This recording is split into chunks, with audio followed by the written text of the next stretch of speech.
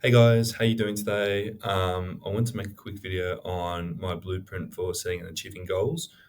This is super important to me. I'm very goal driven and goal oriented, and pretty much, honestly, most of my life revolves around achieving goals and whatnot. So this is super important for me, and I've learned a lot through the many years of setting and achieving my goals. And I just want to share this with you guys. Hopefully, you'll take something from it. It's actually a Friday night right now, and we're having a beer. But yeah, hopefully, I keep this video quite short and simple. And yeah, let's get into it. Okay, so first point here is understanding myself and brainstorming goals, right? So this is point number one, number uno, right? Now, a lot of people talk about just getting right into setting the goals and achieving your goals, and Bob's your uncle. But the reality is, there's a little bit to it before you actually start setting those goals. So for a week, go for a walk at sunset or at nighttime, right? Somewhere where it's not kind of middle of the day, where it's super busy. You want something a little bit more quiet and just reflective, right? And let your mind wander. You could arguably even do this like in your room or just in a common area, just closing your eyes and just reflecting and letting your mind, wander, right? You want to figure out what exactly you're thinking of and kind of highlight those points and keep them really close to you because they are key. They're super important, and this is your subconscious talking to you and giving you points on what you actually genuinely want, not what people are telling you and not what you think you want. Okay. You're likely thinking of stresses, things you need to do, changing certain areas of your life, etc. Arguably, it's a great thing to do full stop, because then you can kind of clarify problems in your life, or maybe just figure things out. Essentially, maybe you can, maybe you remember something that you need to do. Awesome. But what we're really looking for is kind of areas in your life that you're not happy with, things that you wish you could be doing, or things that you know you should be doing that you're not. For example, potentially asking that person out or changing jobs, whatever it may be. Having those tough conversations. Another point here is also using social media to give you an idea of what exactly what your algorithm is telling you is essentially what you're genuinely interested in, right? And it might be dumb memes, or it might be something really cool, like maybe running, maybe fitness, maybe making money, businesses, whatever it is, right? What videos you watch on YouTube. Now, if you're watching this video here, I presume that you're someone who's interested in goal setting, right? And maybe you have other videos about, I don't know, side hustles or investing, right? What you talk to others about as a guide. Now, this is again really important, because what you feel comfortable with talking to other people about is probably something that you're genuinely wanting to. Sorry, excuse me. You're genuinely wanting to pursue, but you're just kind of getting feedback from them. So this could be really interesting as well. Okay. What are you seeing popping up? Is it money related? Relationships, travel, diet, make notes. Okay. So what you want to do, long story short, is just get a baseline for what you feel you want to pursue in life. And there's no right or wrong. Okay. Unlike people that tell you, oh, you need to make money. Oh, you need to do this. You're crazy if you don't do this.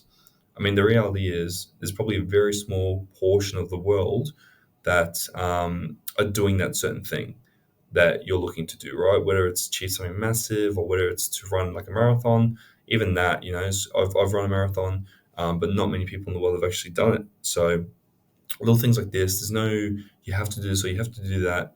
It's about looking and finding what you genuinely want to do. Now, once you've done that, you want to create goals based on what you want in life, right?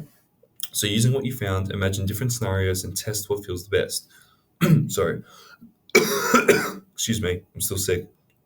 Um, but imagine yourself on the beach, waking up every day on the beach. Do you want that lifestyle? I know I don't. Do you want to be waking up in a city where you're hustling to work every day, like New York or maybe Sydney? Yeah, look into that. If you're someone who just wants, to be able to take the time in the morning, maybe you're in a remote location, maybe you're with friends and family, maybe you're with a girlfriend, maybe you hop into a really nice car. Just test all these different things and see how you feel, and hopefully you pick on something that you genuinely want. Some tips is to focus on your health, finances, career, relationships, lifestyle, religion, and pick 5 to 6 things. for those in total. Don't not 5 or 6 each, but maybe for health it might be lose 5 kilos. For finances, it might be um, potentially hang. I mean, it could be like for example. Um, so for finances, it could be, maybe save $1,000 a month. That could be cool. For your career, it could be maybe speak to your boss about the promotion, whatever it is, right? So I think if you can pick either each of those, 5 to 6, so one each, or maybe focus maybe three in one bucket and three in another, something like that. Make it really targeted, right? Okay.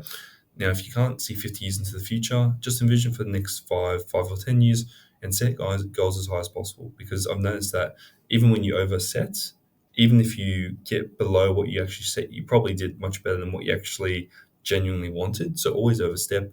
For example, for 5 years for me, it might be own 10 properties and maybe, manage a team at work and maybe to have a family as well, right?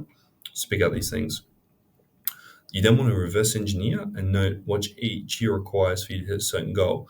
I think if you can kind of set it maybe in quarters, so each year there's like a quarter where you have a mini goal with it, like to achieve that goal for that year, right?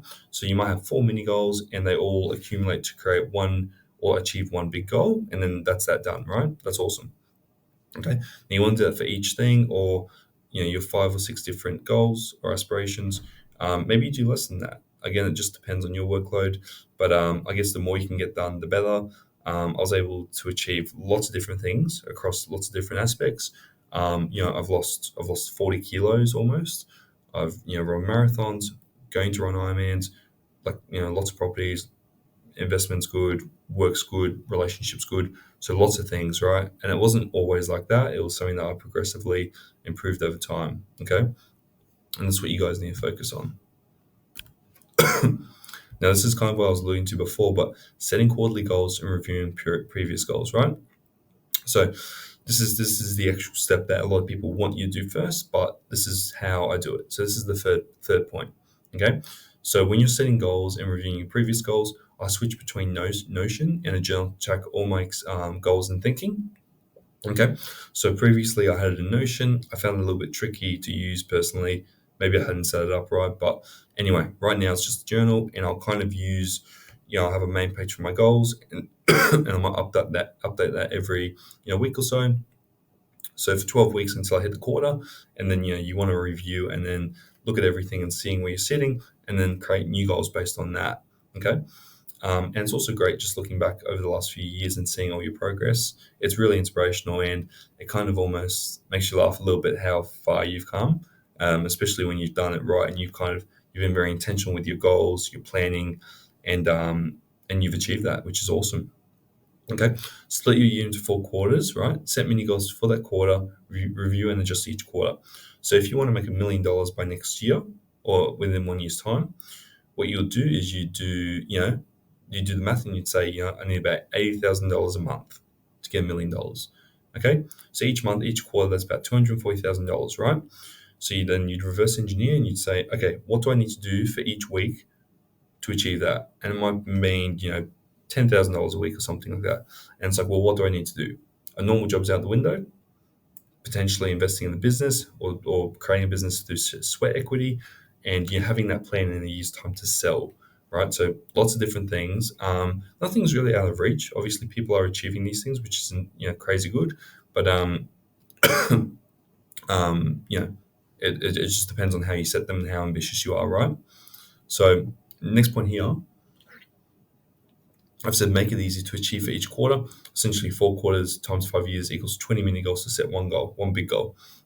One big goal might be 100 grand, right? And your mini goals are maybe save $100 a week, or maybe it's invest $5, right? Mini goals to achieve something great at the end of the day is what you want.